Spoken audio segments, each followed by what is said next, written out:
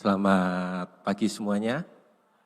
Senang bisa kembali lagi di tempat ini. Berdasarkan schedule, saya melayani tempat ini 1 tahun yang lalu dan saya diberi kesempatan kembali untuk melayani Bapak Ibu Saudara-saudari. Senang kembali untuk melayani. Baik,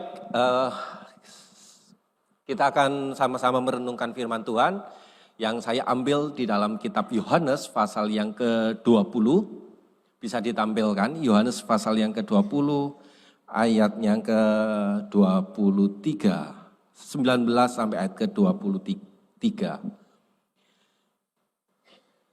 Yohanes pasal yang ke-20 ayat ke-19 sampai ayat yang ke-23. Sudah pada dapat?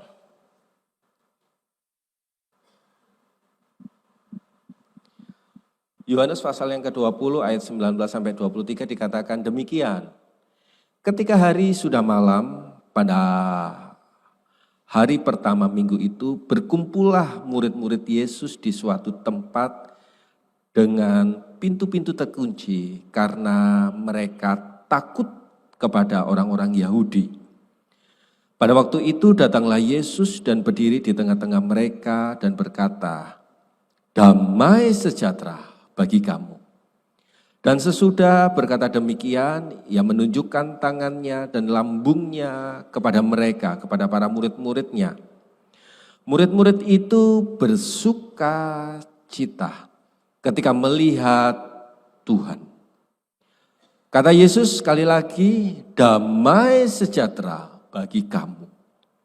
Sama seperti Bapa mengutus aku, demikian juga sekarang aku mengutus kamu. Dan sesudah berkata demikian, ia mengembusi mereka dan berkata, terimalah Roh Kudus. Jikalau kamu mengampuni dosa orang, dosanya diampuni. Dan jikalau kamu menyatakan dosa orang tetap ada, dosanya tetap ada. Bapak Ibu Saudara-saudari, beberapa waktu yang lalu saya sempat diajak makan oleh seorang rekan hamba Tuhan dari gereja lain di PTC, dekat dengan kita. Ketika saya berjalan dari parkiran menuju tempat di mana kami akan berbincang-bincang dengan hamba Tuhan ini, maka hamba Tuhan, kawan saya ini berjumpa dengan jemaatnya. Selesai dia berjumpa, dia mulai memperkenalkan jemaatnya ini kepada saya. Pak, dia ini orang hebat, punya counter di supermall, bukan satu tapi banyak. Wow, luar biasa ya jemaatmu. Saya berkata demikian, saudara. Setelah beberapa waktu, sesaat saya berjalan menuju tempat di mana kami akan menikmati makan siang. Dia berjumpa lagi dengan anaknya jemaat ini. Wow, dikenalkan lagi saudara, saya dengan anaknya ini. Dia orang hebat Pak, kata pendetanya ini saudara. Sudah itu saudara, kami masuk di kafe di mana kami akan ngobrol banyak hal. Dia berkata, wah jemaatmu itu hebat ya. Sudah pintar, sudah kaya, dia cinta sama Tuhan. Saya berkata demikian saudara. Kawan rekan saya ini berkata, benar An. Memang orang ini adalah orang yang sangat diberkati. Cinta Tuhan. Tapi belum kamu tahu siapa dia kan? Maksudnya dia adalah orang yang hidupnya selalu dilingkupi oleh ketakutan. Masa benar? Contohnya saya bilang begitu saudara kepada rekan saya ini. Coba Bapak Ibu bayangin ya. Kalau dia berlibur, dia pernah ngajak saya berlibur gitu ke kota Bali, ke Denpasar. Kami naik pesawat yang sama-sama.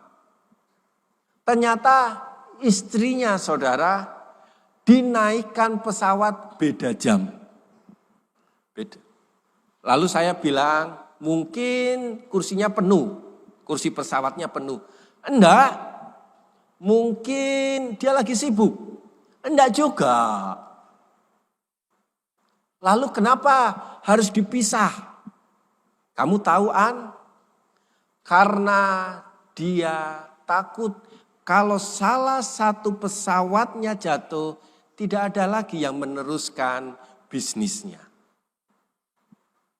Saudara, jangan tertawa ya, karena di dalam diri kita juga ada unsur ketakutan. Kadang-kadang kita berusaha, kita bekerja keras.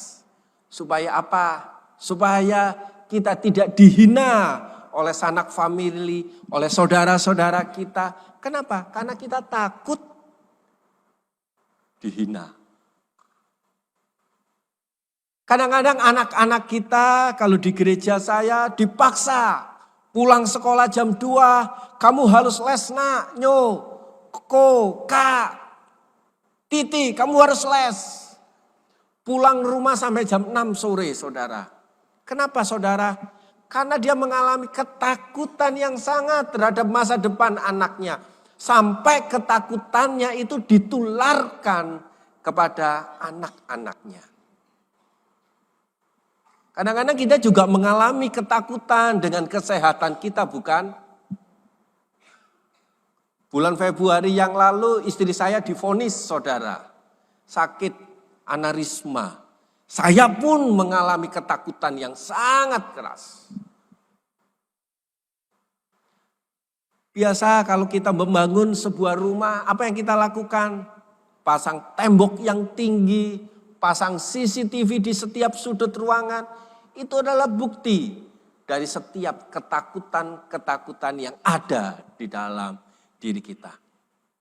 Kalau hari ini Bapak Ibu Saudara-saudari ada di tengah-tengah ketakutan masa depan, mengalami ketakutan finansial, tenang, Anda tidak sendirian. Anda bersama dengan para murid-murid Tuhan Yesus juga mengalami ketakutan. Kalau kita membaca Yohanes pasal yang ke-20 ini, saudara, kita menemukan bahwa para murid itu mengalami ketakutan yang sangat-sangat ketakutan. Ketika gurunya, ketika orang yang dia ikuti itu tiba-tiba harus ditangkap, harus disalib, dan harus meninggal.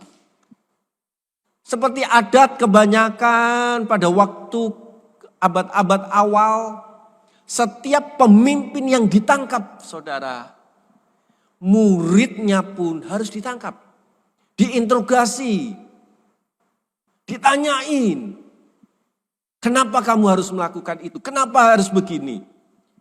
Nyawa adalah taruhannya.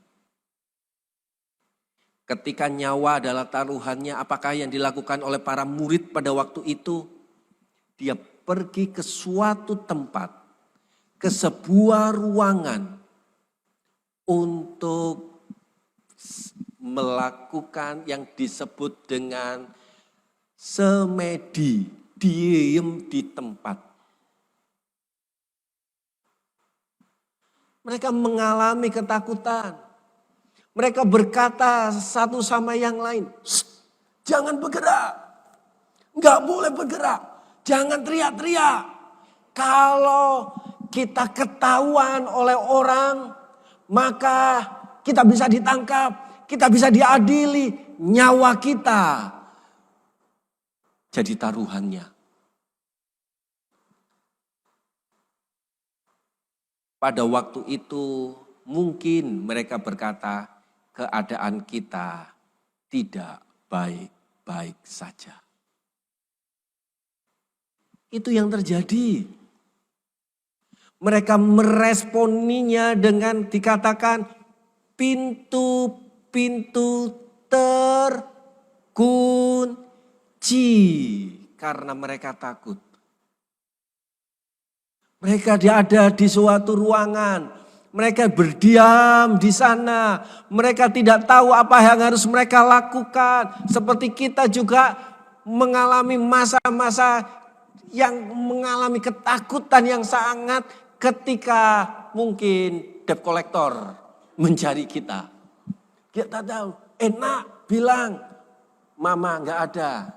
Lalu anaknya yang kecil itu berkata kepada debt collector, kata mama sedang keluar. Bukankah itu yang harus dialami oleh kebanyakan kita ketika mengalami ketakutan? Mereka mengalami ketakutan, saudara.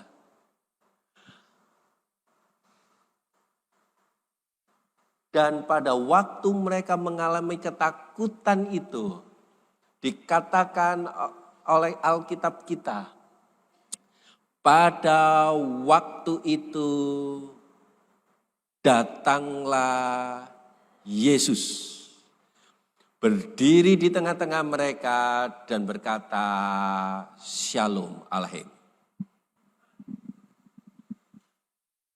Para murid senang enggak saudara pada waktu ketemu Yesus itu? Belum. Para murid masih mengalami keraguan. Para murid bertanya kepada satu sisi orang yang lain, Petrus, apakah tadi pintunya sudah dikunci? Sudah digembok? Sudah. Siapa sosok ini? Yang lain saudara berkata, siapa yang Sherlock Tuhan Yesus? Kenapa dia tahu kita ada di posisi ini, di ruangan ini?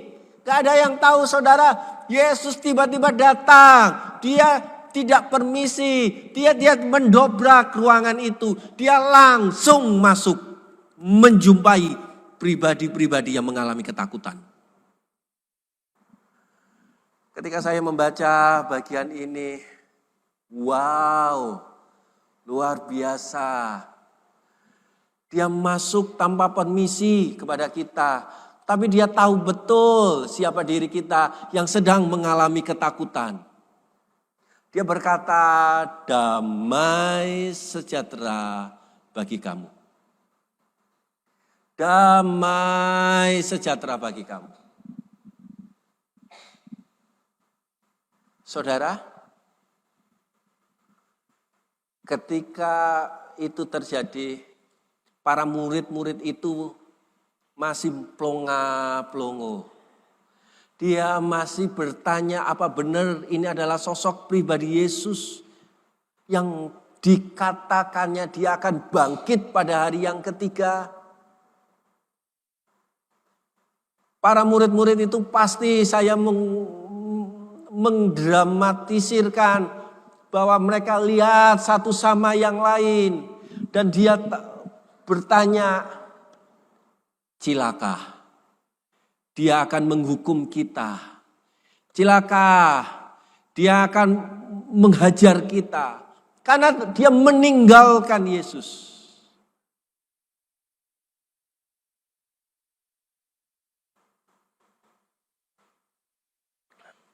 Apa yang Anda lakukan kalau Bapak, Ibu, Saudara-saudari punya anak yang diajar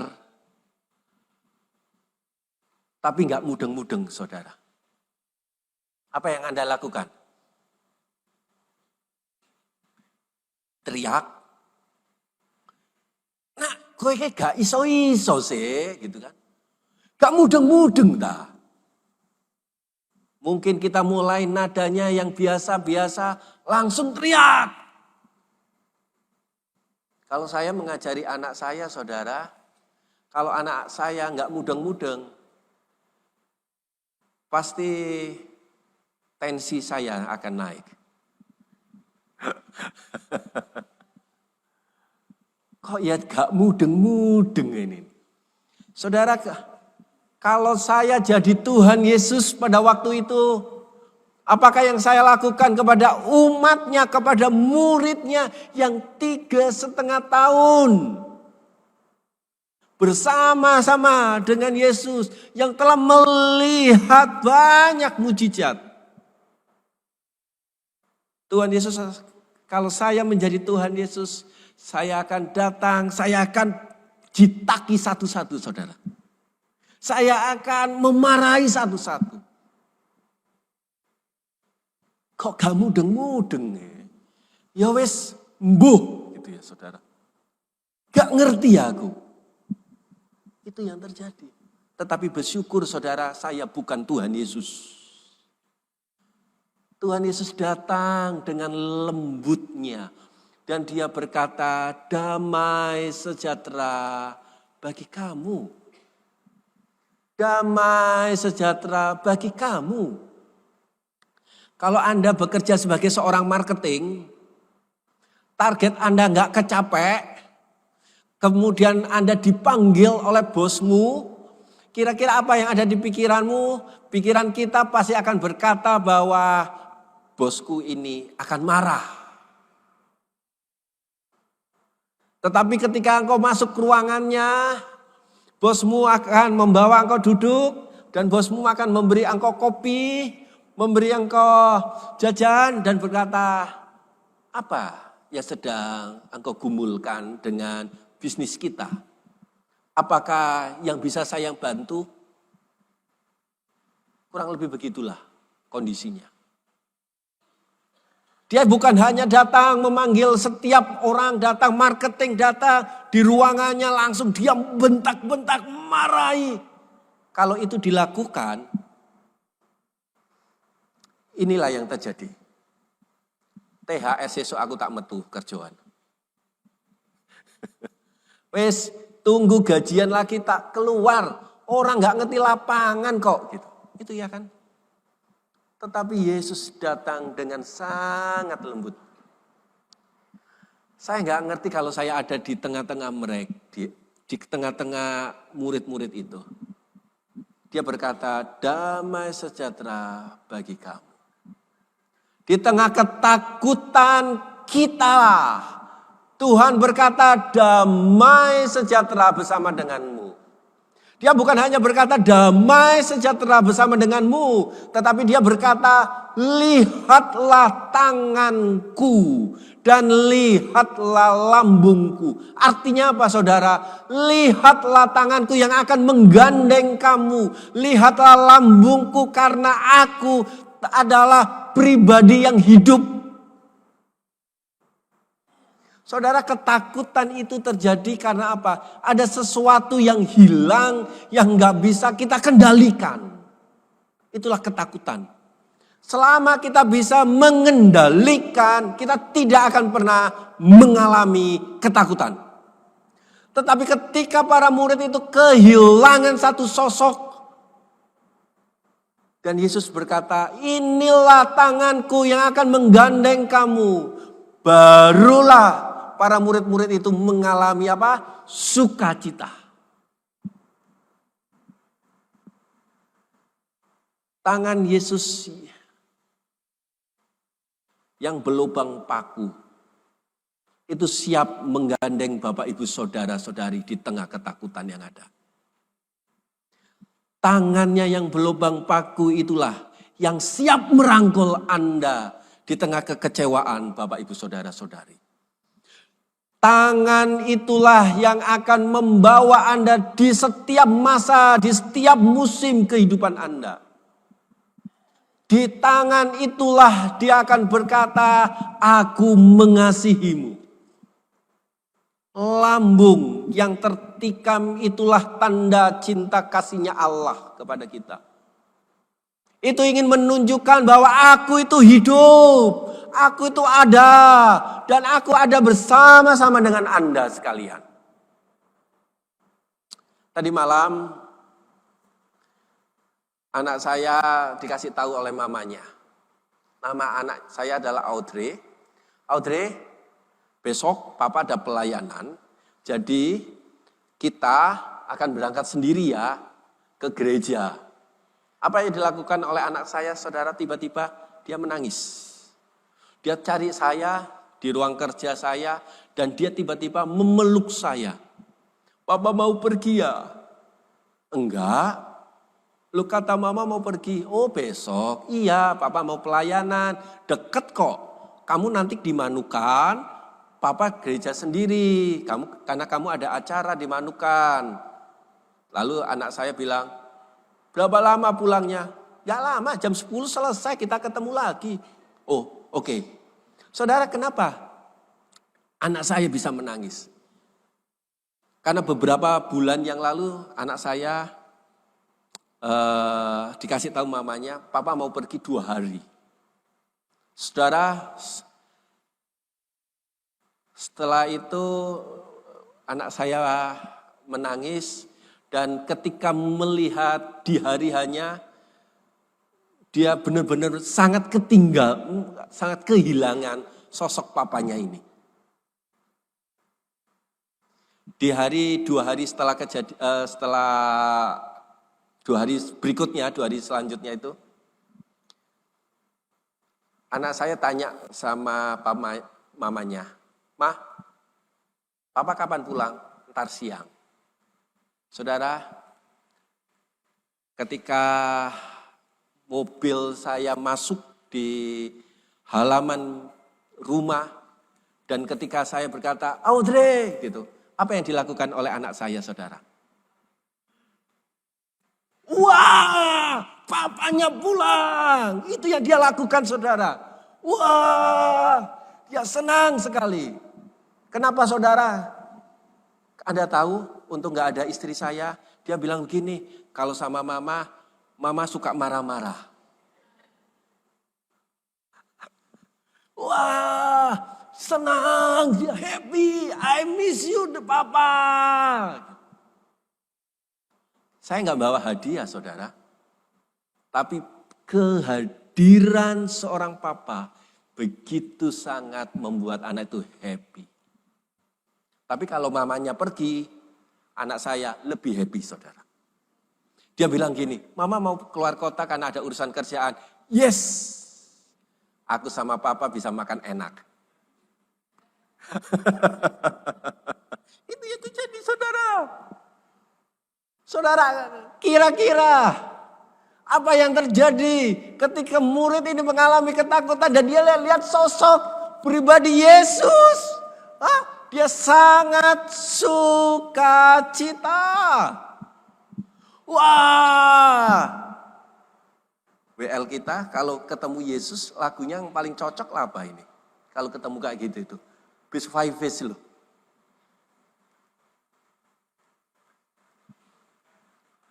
Hah?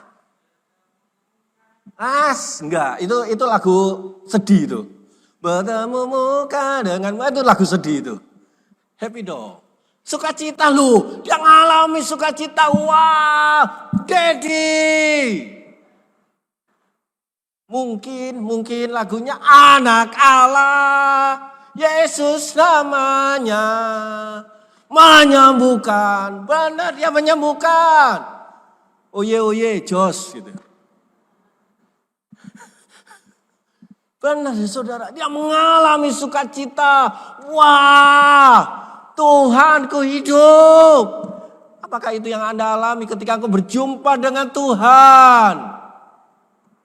Sukacita lo saudara, seperti anakku tadi lihat papanya. Papa Daddy.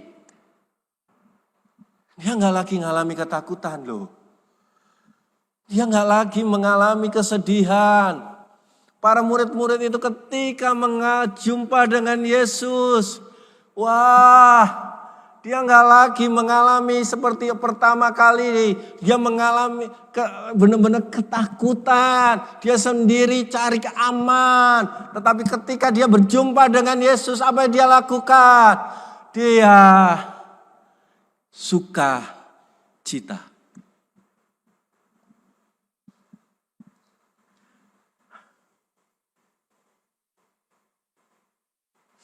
Adakah sukacita Yesus itu di dalam hidupmu? Karena dia memberikan pribadinya kepada Anda dan saya.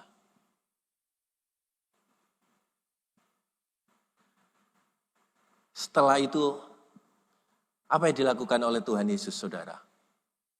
dia menghembusi Roh Kudus-Nya kepada para murid-muridnya. Setelah penghembusan Roh Kudus itu kepada murid-muridnya, pergilah, beritakanlah Injil. Nyatakan, seperti tadi ayatnya dikatakan, kalau engkau dosamu, berkata dosanya diampuni. Kalau enggak, dia enggak. Ini yang harus ada di dalam diri kita. Dia menghembusi sesuatu yang baru di dalam pribadi kita. Ketika kita berjumpa dengan Yesus, saudara, adakah sesuatu yang mengubahkan hidupmu? Karena dia sedang melakukan penciptaan yang baru atas hidupmu.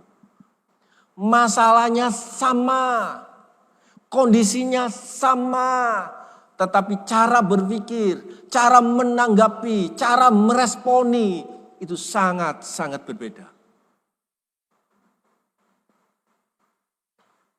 Beberapa tahun yang lalu seorang jemaat di tempat kami dipenjara. Tahu akibatnya dia dipenjara? Karena mukuli orang di tengah jalan, giginya 5 dipukulin, 5 rontok, rahangnya bengkok. Dipenjara saudara, 3 bulan.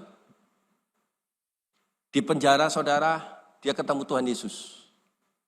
Di penjara dia ketemu Tuhan Yesus. Dia bilang sama Tuhan, sama pribadinya, saya tidak akan melakukan seperti itu. Pulang rumah 3 bulan setelahnya, dia asik-asik membaca Alkitab. Apakah yang dilakukan oleh istrinya saudara? Bikin konser saudara di dapur. Gerodakan. Dia diam. Ini hari pertama pulang rumah saudara ya. Setelah itu dia ingin menunjukkan perubahan hidupnya. Dia ambil air pel, dia ambil tiang pel, dia bersihkan rumah. Tahu apa yang dilakukan oleh istrinya? Papaku berubah. Enggak. Tahu yang dilakukan oleh istrinya? Istrinya tendang itu air pelnya saudara, berantakan. Kira-kira kalau Anda menjadi suaminya, apa yang dilakukan saudara? Marah, betul. Cengkewing, dihajar saudara ya. Tapi perubahan terjadi setelah perjumpaan dengan Yesus. Itulah Pentakosta. Ketika Roh Kudusnya mengubah hidupnya, dia diam saja, dia pel ulang, dia bawa istrinya, dia peluk istrinya, dan dia berkata, Bu, aku sudah berubah. Sesimpel itu perubahannya. Sesimpel itu. Perubahan hidup yang dikerjakan oleh Roh Kudus. Karena Roh Kudus itulah yang mengubah hidup seseorang. Roh Kudus itulah yang mengubah pola pikir, merubah emosi. Keadaannya sama, betul keadaannya sama. Kondisinya sama, betul kondisinya sama. Di mana mujizatnya? Mujizatnya adalah perubahan hati kita ketika kita meresponinya. Dan kita tidak diam, dan kita tidak tetap sama seperti yang dahulu. Kita dikuasai oleh dosa, tetapi kita sudah berubah, dikuasai oleh Roh Kudus. Itulah tujuan hidup kita, bukan? Itulah yang harus berubah, membawa berubah. Saudara, hari ini, izinkan Roh Kudus itulah yang mengubah hidup Anda. Roh Kudus itu memperbarui hidup kita. Biarlah kunci-kunci gembok ketakutan itulah dibukakan. Sampai Allah masuk dan dia berkata damai sejahtera kepada kamu. Ingatlah, karena Anda sekarang ciptaan yang baru, aku bersama denganmu. Hari ini sampai selama-lamanya.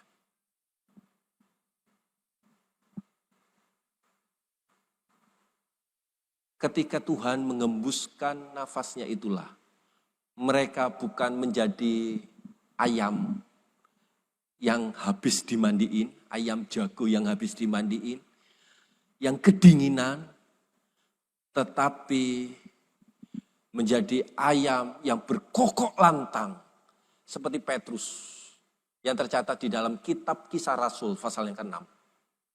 Sampai orang berkata, siapa dia?